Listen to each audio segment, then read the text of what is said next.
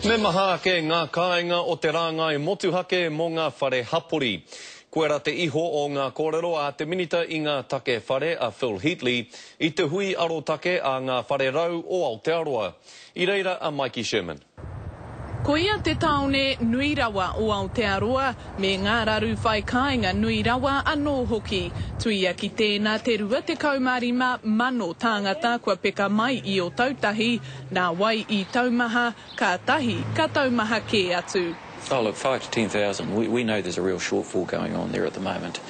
And, that is very much the byproduct of a difficult time, a recession, people not buying. Ko te kōpaka o ngā whare tētahi raru kei te kitea whānuitia ki te motu, e ai ki tōna minita, e kore e ea anake i te kaporeihana āwhare o Aotearoa.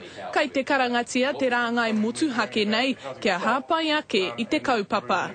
The reality is if they don't provide the houses, the taxpayer has to, and we've come essentially to our limit. The reality for providers in our communities is that it seems that the supports for that to happen has actually been reduced.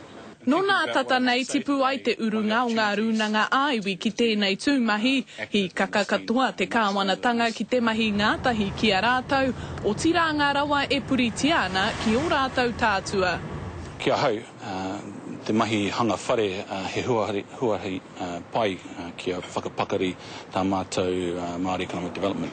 He oi te ranga a wangawanga a etahi, kei aro nui atu te kāwana ki ngā umanga āiwi, mahue iho ko rātau kua roa nei e parāna i te huarahi. We've got a lot of knowledge and we want to actually be able to be acknowledged for that, because for us, smaller works. Ka nui te sector, ka nui ngā wahi mō era rōpū, me ngā iwi kia mahi kotahi.